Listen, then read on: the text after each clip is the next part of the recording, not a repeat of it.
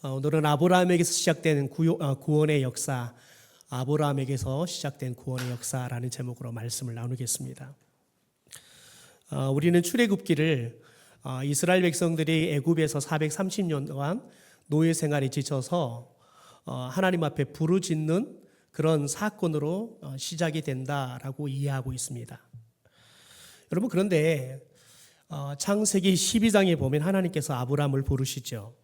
그리고는 아브라함을 통해서 세상의 모든 족속이 복을 받을 것이다 약속합니다. 여러분, 그런데 이 약속과 출애굽 사건은 연결되어지는 사건입니다.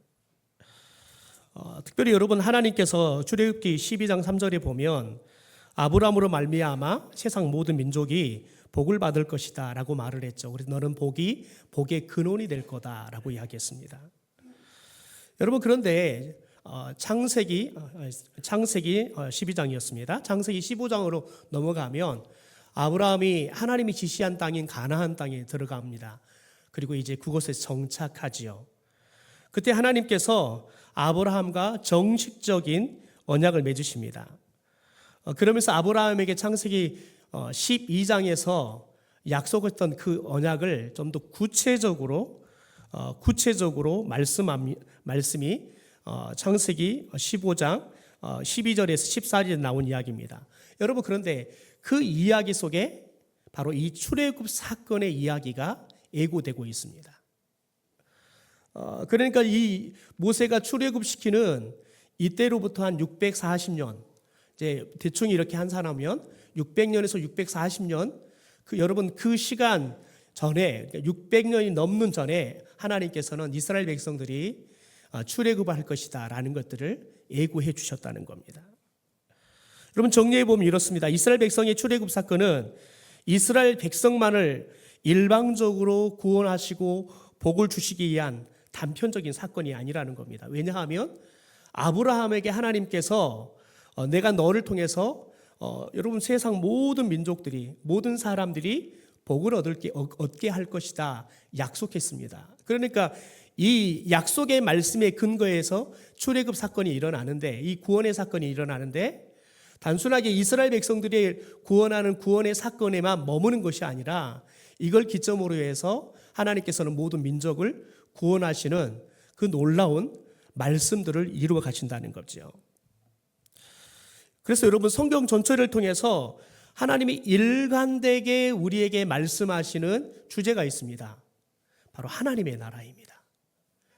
왜냐하면 인간이 죄를 지으면서 여러분 하나님을 잃어버렸습니다. 하나님이 인간을 떠나버렸습니다.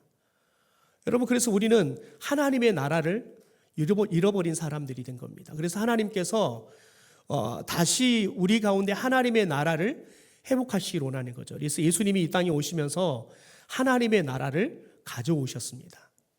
그래서 예수님을 믿는 우리 안에는 이미 하나님의 나라가 이루어졌다는 거예요. 우리는 하나님의 나라를 죽어서 가는 것 정도로 생각합니다. 그런데 예수님께서는 우리에게 오시면서 여러분, 저와 여러분을 하나님의 나라가 되게 하셨어요. 왜요? 여러분, 하나님의 나라는 하나님이 계신 곳입니다. 그런데 예수님을 우리가 영접하면 우리 안에 성령 하나님께서 내주해 계십니다. 그래서 우리가 하나님의 나라를 소유하게 된 거죠. 여러분, 그래서 예수님도 공생애를 시작하면서 첫 번째 하셨던 말씀이 여러분, 회개하라. 뭐가 가까웠다? 네, 천국이 가까웠다. 하나님의 나라가 가까웠다라고 말씀하시는 겁니다.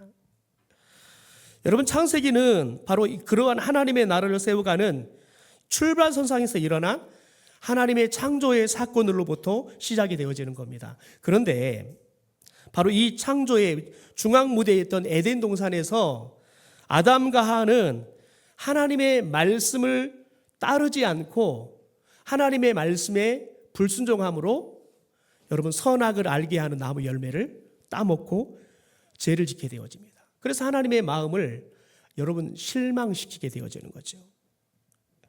여러분, 실제로 그 이후에 여러분 가인이 동생 아벨을 여러분 살인하는 죄가 본격적으로 지어지는데 여러분, 이것이 가면 갈수록 인간의 죄는 더 강화되고 더 잔인해져 가는 겁니다.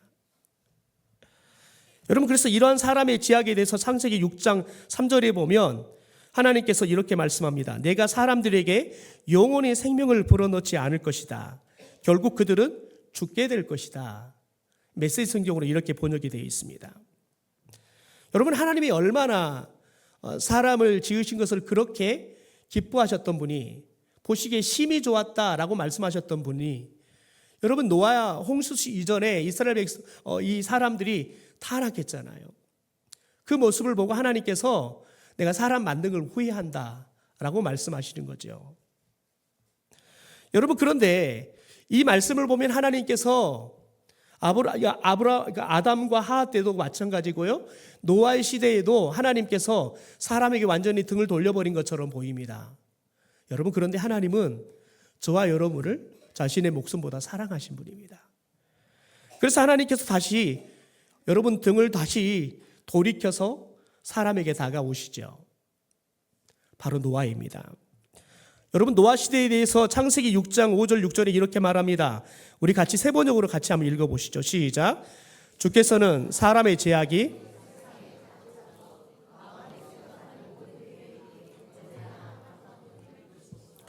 땅 위에 사람 지으셨음을 후회하시며 마음 아파하셨다. 여러분, 저와 여러분이 죄를 지으면 하나님께서 마음 아파하시는 거예요. 저와 여러분이 믿음을 잃어버리고 주저앉아 있으면 하나님은 마음이 아파 애통해 하십니다. 여러분, 하나님께서 이 노아의 시대에 사람들이 그렇게, 여러분, 사람들이 말에만, 행동에만 죄가 가득한 게 아니라 여러분 생각하는 모든 것들이 여러분 다 죄가 가득했대요. 여러분, 그런데 우리가 이렇게 보면 노아 시대의 사람들보다 저와 여러분이 그래도 조금 나은 것처럼 보입니다. 여러분, 그런데 여러분 전혀 그렇지 않습니다. 여러분, 노아 홍수 이전의 사람들은 그래도 해 떨어지면 죄를 별로 안 지었어요. 바로 주무셨으니까요. 여러분, 그런데 이 시대는 해가 떠나 해가 지나, 여러분, 우리는 24시간 우리가 살아가는 이 거리 안에서만 죄를 짓는 게 아니라 우리는 인터넷이라는 여러분 이 사이버 공간에서도 우리는 수없는 죄를 짓습니다. 그러니까 저와 여러분은 노아 시대보다 훨씬 더 죄가 다양했고 더 많은 시간, 더 수없는 죄들을 우리는 학습하고 또 짓고, 심지어 그런 여러분 죄를 지으면서 다른 사람의 죄를 정죄하며 또 다른 죄를 짓는 삶을 살아가고 있습니다. 여러분, 우리보다 훨씬 더 적은 시간, 그리고 죄를 짓는 범위도 대상도 훨씬 적은 노아의 시대에도 하나님께서 그들의 생각이, 여러분, 죄악이 가득한 걸 보면서 하나님께서 내가 사람 만드는 것을 후회하셨다, 여러분 말씀하셨는데, 저와 여러분을 보면 과연 하나님은 뭐라고 말씀하실 것 같습니까? 여러분, 하나님께서 이 시대에 우리가 노아 시대보다 죄를 덜 지어서, 여러분, 우리가 조금은 더 나아서 하나님의 심판이 오지 않는 게 아닙니다. 하나님께서는 노아의 심판 이후에 내가 다시는 물로 너희를 심판하지 않겠다 말씀하셨습니다. 여러분, 이제 하나님께서 우리를 심판하실 건데, 주님이 다시 오실 때 바로 그날이 하나님의 심판의 날이 될 것입니다.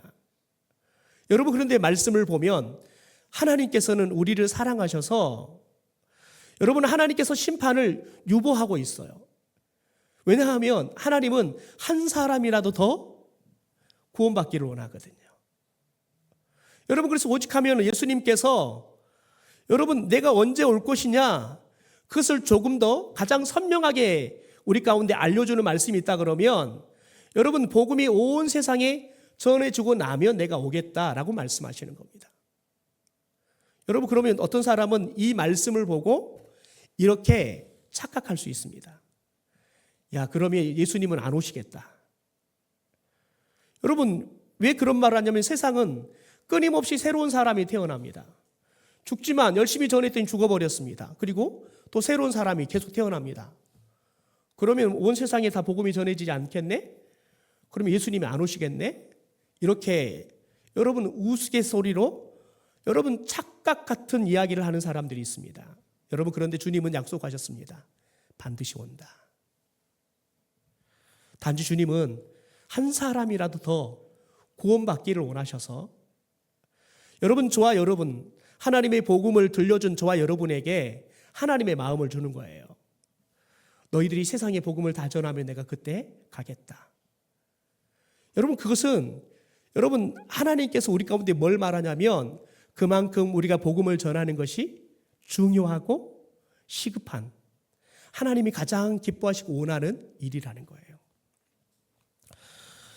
그런데 하나님께서 이렇게 제가 가득했던 이런 노아의 시대에 하나님이 심판을 하시지요. 물론 심판을 다 죽입니다. 노아의 8가족 빼놓고는 다 죽입니다.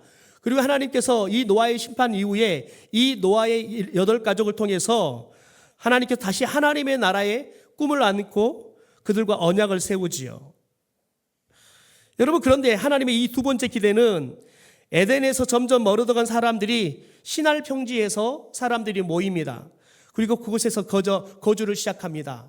그런데 이 노아의 후손들이 하나님이 제가 가득한 사람들은 다 죽여버리고 그래도 하나님 앞에 온유한 사람, 제가 없는 노아의 이 8가족만 살리셔서 새로운 하나님의 나라를 만드는 것을 시작했습니다. 그런데 그런 노아의 후손들이 시날 평지에서 함께 더불어 살아가면서 그들이 했던 죄가 뭡니까?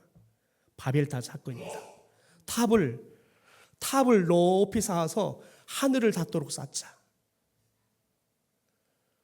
그래서 그들이 뭐라고 말하냐면 그래서 우리의 이름을 널리 알리자는 거예요. 하나님께 대해서 도전을 하게 되어집니다. 이렇게 해서 하나님의 이 기대가 두 번째 무너지고 말죠.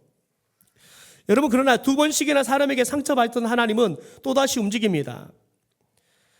하나님은 그렇게 사람들에게 두 번의 반복된 실망 뒤에 창세기 12장에 아브라함이라는 사람을 하나님께서 찾아오십니다.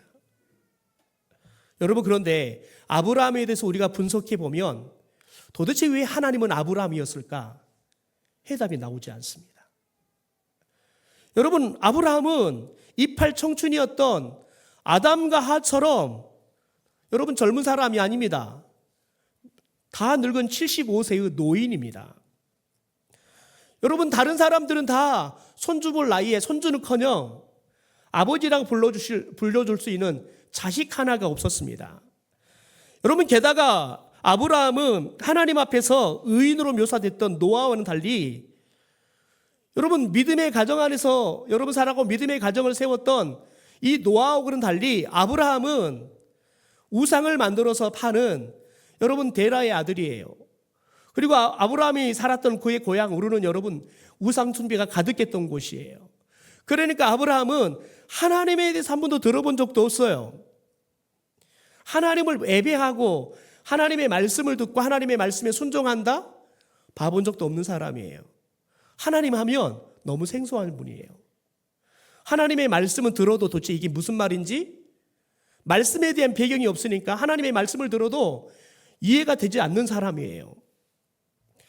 그런데 하나님은 그런 하나님에 대해서도 낯설어하는, 말씀은커녕 하나님에 대해서도 낯설어하는 이 아브라함을 하나님께서 부르셨다는 겁니다. 그리고는 하나님께서 그에게 약속을 하는 거예요. 내가 복이 될 거라는 거예요. 세상의 모든 사람들이 너로 인해서 복을 받고 큰 민족을 이루게 될 것이다. 그러면서 하나님께 뭐라고 말하면 내가 너에게 지시할 땅으로 보낼 거니까 가라고 말합니다. 그런데 지시할 땅이 있다는 거예요. 가래요. 근데 정작 어딘지 말을 안 해줘요. 여러분 생각 한번 해보십시오. 제가 강구를 하면서 다음 주에는 우리 예배당이 폐쇄되니까 제가 다른 곳에 예배당을 준비할 거니까 그곳으로 다 모이십시오. 그러면 여러분은 뭐라고 말하겠습니까? 여러분 저에게 뭐라고 말할까요? 네, 알겠습니다. 예, 그러겠습니까? 여러분 그러면 대부분 이럴 겁니다. 목사님 거기가 어딘데요? 물을 겁니다. 여러분 그런데 아브라함은 묻지도 않습니다. 하나님이 지시할 땅이 어디인지 가르쳐 주지도 않는데 아브라함은 바로 하나님의 말씀을 듣자마자 바로 말씀을 따라서 가족들을 끌고 길을 나섭니다. 여러분, 하나님께서는 이런 아브라함의 믿음을 의로 여기셨다고 말씀하셨어요. 그러니까 하나님이 아브라함을 부르셔서 믿음의 조상이 되게 하신 것, 그것은 여러분, 아브라함이 좋은 믿음의 가정에서 잘 자란 좋은 성품을 갖고 좋은 믿음을 가진 사람도 아니에요.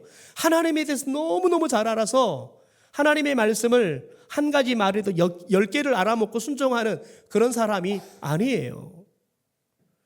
그런데 하나님이 아브라함을 왜 부르셨냐? 오직 믿음 하나 보고 부르셨다는 겁니다. 여러분, 그리스도인 중에 누가 하나님의 말씀에 잘 순종하는 신앙생활을 할 것 같습니까? 여러분, 우리는 흔히 그렇게 말합니다. 아담과 하처럼 하나님을 직접 만나서 하나님의 말씀을 직접 듣고 하나님과 이야기 나눌 수 있는 그런 신령한 그런 영성을 가진 사람이 신앙생활을 잘 할 것이다. 하나님의 말씀을 잘 듣고 순종할 것이다 생각할 수 있습니다. 여러분, 그런 사람도 흔치 않지만 여러분, 그런 사람일수록 오히려 나중에 하나님이 되고 맙니다. 자기가 하나님이 되어버려요. 말씀을 따르기커녕 자신이 하나님의 자리에 앉아서 하나님 노릇을 해버린 사람들이 얼마나 많은지 모르지요.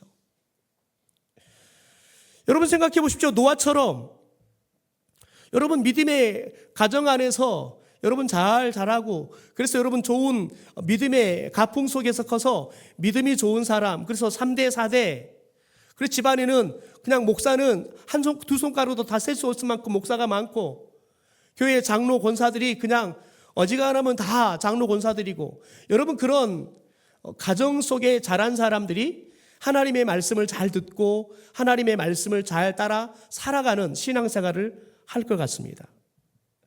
여러분, 그렇지 않습니다. 저희 집 애들 목사 아들, 딸이거든요. 저는 목사 아들, 딸은 다를 줄 알았어요. 제가 목사 아들이 아니어봤으니까 제가 늘 학교 다닐 때 목사 아들 하면 우리하고는 좀 다른 족속이라고 생각했거든요. 믿음도 훨씬 좋을 거라 생각했거든요.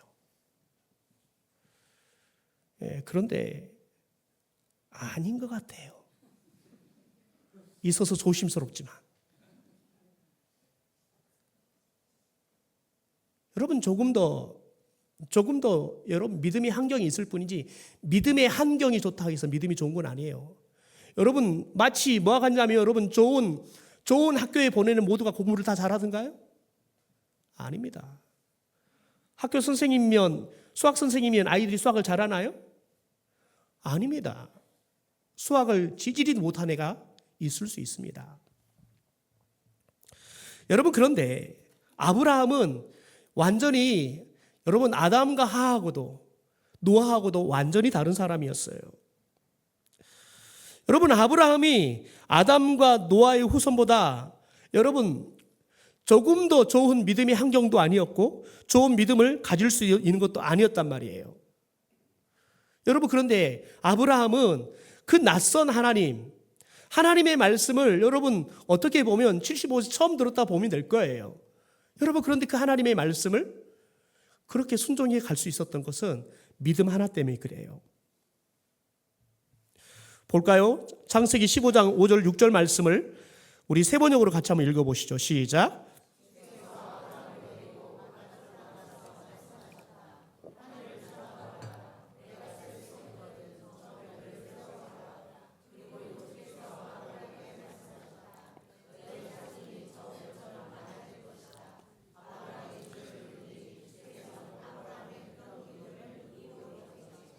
여러분, 창세기 12장 4절에서는 그가 말씀을 따라갔다 이 말을 오늘 말씀의 6절에 보니까 아브라함의 그런 믿음을 의로 여겼다라고 이야기를 해요.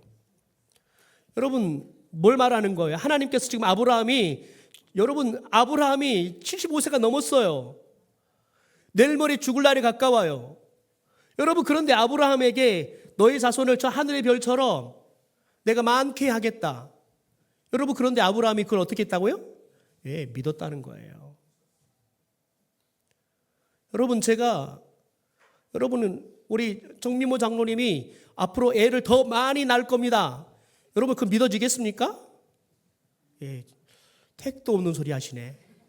여러분 그럴 거예요. 여러분 그런데 아브라함 믿었대요. 여러분 그런데 아브라함 믿음이 그러면 진짜 좋은 믿음이었냐? 아니에요. 여러분 아브라함이 거짓말도 얼마나 잘합니까? 지 살겠다고 마누라 팔아먹는 놈이 아브라함입니다. 하나님을 만나지 않았을 때 아브라함이 아닙니다. 하나님의 여러분 말씀을 듣고 말씀에 순종해서 여러분 가는 길에 여러분 거짓말도 밥 먹듯이 하고요. 마누라까지 팔아먹는 놈, 나쁜 남편이에요. 그러니까 조금은 위로가 되죠. 내가 그래도 거기는 좀 나은 것 같잖아요. 우리 마누라는 안 팔아먹었잖아요. 여러분 그런데 하나님은 그런 아브라함의 믿음을 의로 여겼다는 거예요. 여러분 아브라함이 평생 75년 동안 하나님을 모르고 살았던 사람입니다. 여러분 그런데 보십시오. 하나님께서 아브라함에게 여러분 자식을 주겠다. 그것도 큰 민족을 이루게 하겠다라고 말씀하세요. 여러분 아브라함은 그 하나님의 약속을 믿어요. 그러니까 여러분 창세기 15장에 가면 하나님의 아들을 주지 않으니까요. 조급해요. 나중에 여러분 사라가 더 도급하단 말이에요. 여러분 그래서 하녀들을 보내가지고 아이들을 낳잖아요. 여러분 그러니까 하나님께서 야 조급히 하지 말라는 거예요. 나는 너와 사라를 통해서 너의 후손을 주겠다고 이야기를 하지요. 여러분 그래서 하나님께서 이 아브라함에게 창세기 12장에서 내가 너에게 복을 줘서 너로 이로이 온 세상이 복을 받을 것이라는 이 약속의 말씀이 여러분 오늘 우리가 읽고 있는 출애굽기에 이 출애굽 사건으로 성취가 되어져 가는 거예요. 여러분 오늘날 우리가 예수 그리스도를 나의 구주로 고백하는 사람들 우리는 믿음의 사람들이라고 말을 합니다. 여러분 그런데 성경은 믿음의 조상을 아브라함이라고 말합니다. 이번에 우리가 믿음의 사람이라 그러면 우리는 곧 믿음의 조상인 아브라함이 우리의 조상이 되는 거지요. 그 말은 뭐냐면 하나님이 아브라함과 그리고 아브라함의 후손과 했던 그 약속의 말씀이 저와 여러분에게도 유효하다는 겁니다. 저와 여러분을 통해서 그 복을 받고 그 복이 흘러가기를 하나님께서는 원하신다는 거예요. 여러분 그러니까 아브라함의 믿음과 삶의 목적은 모든 민족으로 하여금 여러분 복을 받도록 복의 근원이 되어 살아가는 겁니다. 복을 흘려보내는 역할을 하는 거예요. 무슨 말이냐면 우리가 구원의 관점에서 이야기한다면 여러분 우리가 받은 구원이 나에게만 머물러 있어서는 안 된다는 겁니다. 하나님이 나를 구원해 주신 건 뭐냐면 나를 통해서 아직 예수 믿지 않는 사람들에게 여러분 이 복음이 흘러가기를 원하시는 거예요. 여러분 그것이 저와 여러분을 구원해 주시는 목적이고 저와 여러분에게 허락하신 성도의 삶의 이유인 줄 믿습니다. 그게 오늘날 우리 교회가 존재할 이유이고 목적인 줄 믿습니다. 여러분 그래서 예수님께서 승천하시면서 이렇게 말하잖아요. 마가복음 16장에 보니까 너희는 온 천하에 다니며 만민에게 복음을 전파하라. 여러분 너희에다가 자기 이름 넣어서 한번 읽어볼까요? 시작. 영배는 온 천하에 다니며 만민에게 복음을 전파하라. 다시 한번요. 시작. 영배는 온 천하에 다니며 만민에게 복음을 전파하라. 여러분 주님이 뭐라 그랬어요? 온 천하에 다니며 뭘 전파하라고요? 복음을 전파하라. 이게 여러분 그리스도인들에게 예수님이 구원하신 그리스도인들에게 주신 사명인 줄 믿습니다. 여러분 어제 여러분이 다녔던 온천하는 어디입니까? 어제 예비신자 전도한다는데 여러분 안 나오셨더라고요? 어디를 가셨습니까? 여러분 하나님이 어떤 사람에게는 시간을 허락하지 않고 어떤 사람에게는 건강을 허락하지 않고 어떤 사람에게는 여러분 올 수 있는 여건을 허락하지 않아서 못 올 수 있어요.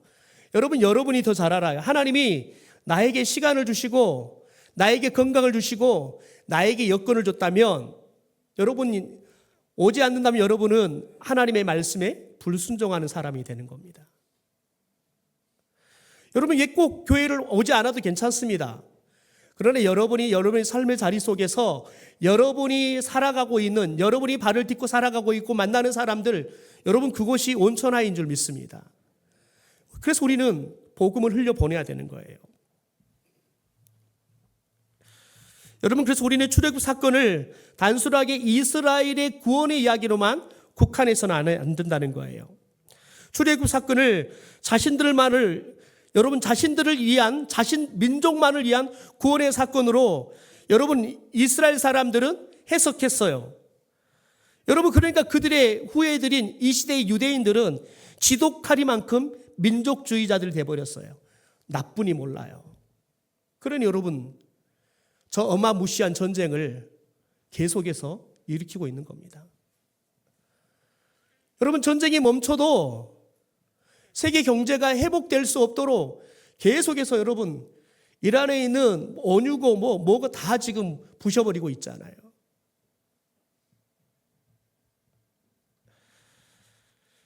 여러분, 오늘날 유대인들에게 하나님의 살아계심과 복을 드러내라고 하나님은 그들을 구원해 주셨는데, 여러분 그들에게는 하나님의 백성의 역할을 찾아볼 수가 없어요. 왜냐하면 그들은 역사 속에 일하시는 하나님을 자신들만을 위한 하나님으로 가둬놔 버렸기 때문에 그렇습니다. 여러분, 그래서 죄인들과 이방인들을 환영해 주셨고 그들을 여러분 구원해 주시는, 그들을 사랑하시는 예수님을 그들은 결국 십자가에 못 박아 죽여버리잖아요.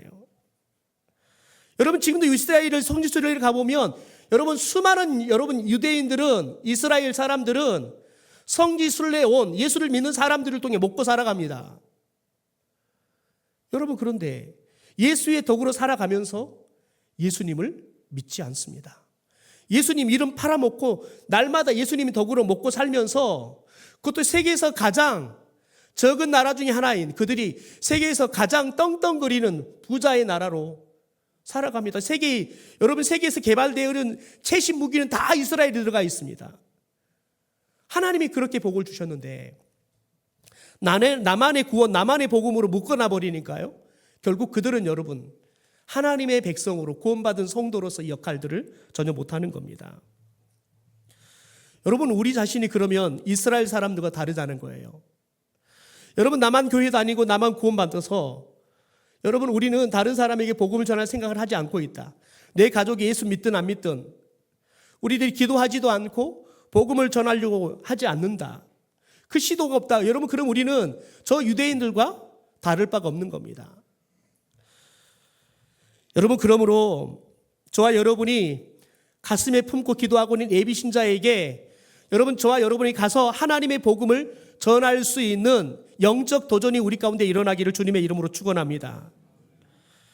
예수님은 하나님을 자신만을 위한 하나님으로 오해했던 그 유대인들에게 여러분 찾아가셔서 그들을 구원하심으로 그들이 여러분 아브라함에게 약속했던 것처럼 여러분 이 복음을 흘려보내서 세상 모든 사람들에게 복이 되기를 원했습니다. 여러분, 그런데 그들은 예수님을 믿지도 않았고 예수님을 죽여버렸죠. 여러분, 저와 여러분이 그리스도인이 된 것은, 저와 여러분을 구원해 주신 것은 저와 여러분을 통해서 복음이 흘러감으로 여러분 세계 온 열방 가운데 여러분 하나님의 이 복의 은혜가, 구원의 은혜가 흘러가기를 원하셔서 저와 여러분을 세워주신 줄 믿습니다. 여러분, 그런데 오늘날 수많은 그리스도인들은 존재요 삶의 목적인 전도를 해본 적이 없다는 사실입니다. 제가 AI한테 물어봤습니다.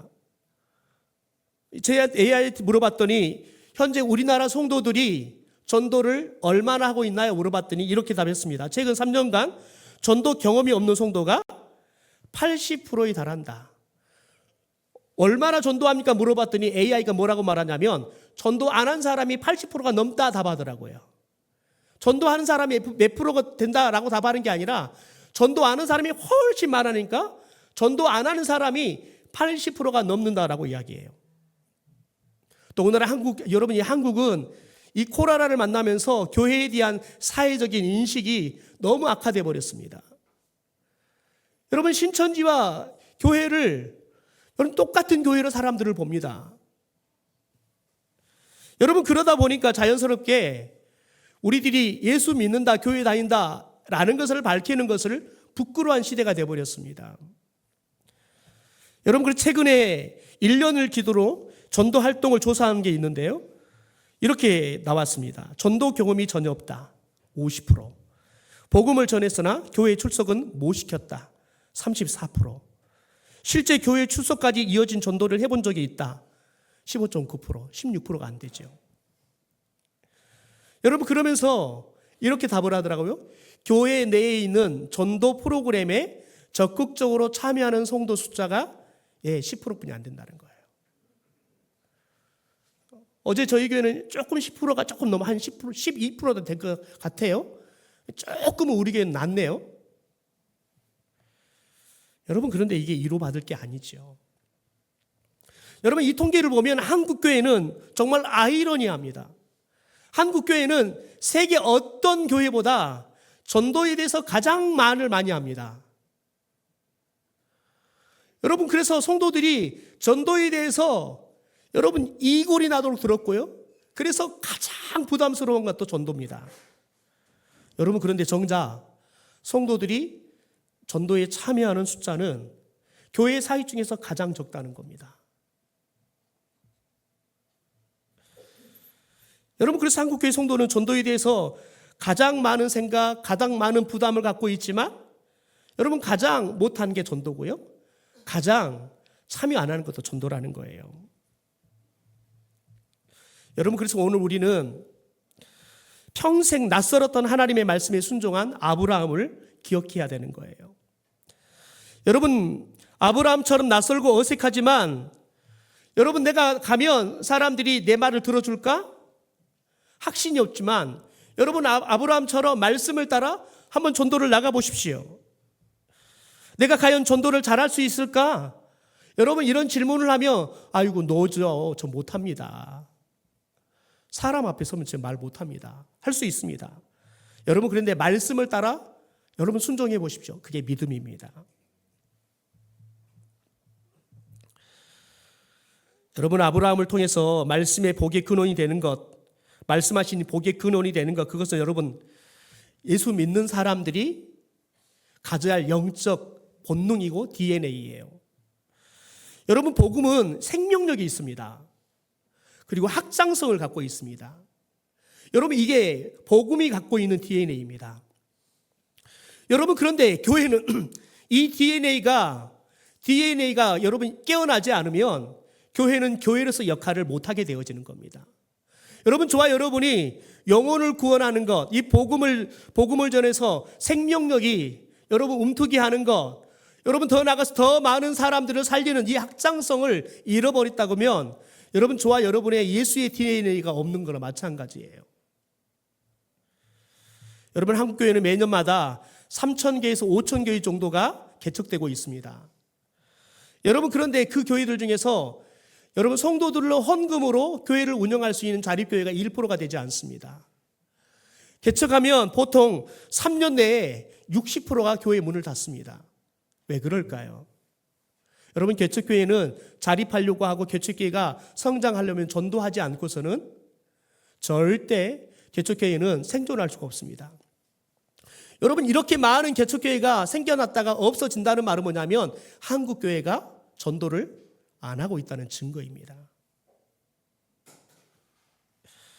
여러분, 반대로 그럼에도 불구하고 한국교회가 부흥하는 교회들이 있어요. 여러분, 그런데 대다수의 부흥하는 교회들을 찾아가 봤더니 그 교회를 통해서 복음을 듣고 예수 믿는 사람들이 아니라 다른 교회를 통해서 예수 믿고 다니던 사람들이 이동해서 교회가 부흥했더라는 거예요. 그러니까 교회는 부흥하지만 저쪽 교회가 비고 이 교회가 부흥한 거예요. 하나님의 나라는 본전치기도 안 된 거지요. 여러분, 왜 그럴까요? 복음이 우리 안에 갇혀 있기 때문에 그렇습니다. 나만의 구원으로 우리는 만족하고 있기 때문에 그렇습니다. 여러분, 그래서 우리는 내 신앙을 다시 한번 점검해 봐야 합니다. 나는 복음을 내 안에 갇혀버리고 살고 있는지. 성도들에게 왜 전도하는 게 어렵습니까? 물었더니 어떻게 전도해야 할지를 몰라서 전도가 어렵습니다. 혹은 상대방의 거부감에 대한 두려움 때문에 제가 전도를 못 나가겠습니다. 답했어요. 여러분, 그렇다면 오늘 우리는 사도 바울의 믿음을 달라고 기도해야 돼요. 사도 바울이 로마서 1장 16절에 이렇게 말합니다. 우리 같이 읽죠. 시작. 내가 복음을 부끄러워하지 아니하노니 이 복음은 모든 믿는 자에게 구원을 주시는 하나님의 능력이 되기 때문에. 여러분, 저와 여러분이 말을 잘해서 사람들이 예수를 믿는 게 아니라 우리가 전해주는 그 복음이 여러분 믿는 자를 구원하는 하나님의 능력이 되기 때문에 한다는 거예요. 여러분, 그러니까 나는 전도할 줄 몰라서요.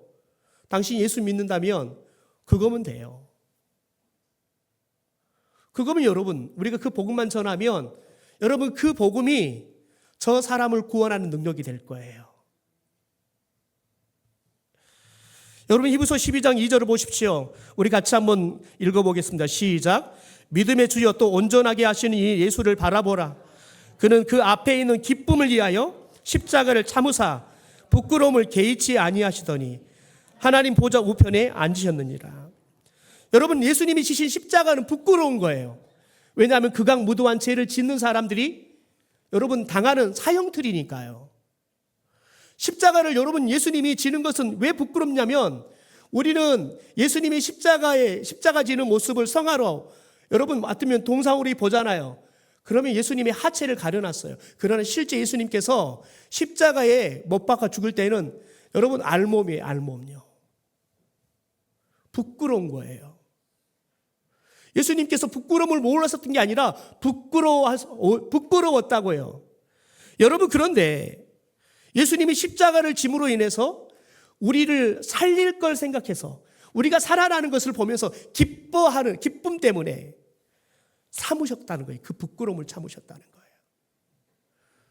여러분, 우리가 져서 죽어야 할 그 부끄러운 십자가를 예수님께서 대신 부끄러움을 당하시면서 그러면서도 그걸 꾹 참으시고 십자가를 지신 이유가 뭐예요? 우리가 그 십자가 때문에 살아나는 거 보면 너무 기뻐서 그 기쁨 때문에 부끄러움을 참으시고 십자가를 지셨다는 거예요. 여러분, 그런데 우리는 어떻습니까? 그 십자가를 부끄러워하지 않습니까? 다른 누군가 예수 믿으라고 교회 다니라고 말하는 게 부끄럽다고 생각하지 않습니까? 여러분, 주님은 그런 우리의 모습을 보면 애통해 하시는 거예요. 여러분, 우리가 아브라함을 통해서 시작된 하나님의 그 복이 오늘 저와 여러분의 가운데 이미 흘러 들어온 줄 믿습니다. 심지어 여러분, 우리들에게는 그 복을 어떻게 흘려 보내야 되는지 여러분 중요한 복음이라는 도구도 주셨습니다. 여러분, 저와 여러분이 그 복음을 흘려 보내기 시작할 때 우리가 복의 근원으로서 역할들을 감당하게 될 줄 믿습니다. 여러분, 마치 샘은 여러분 자꾸 물을 퍼내면 퍼낼수록 누가 좋을까요? 샘이 좋은 거예요. 왜요? 퍼내면 샘물이 나오니까요.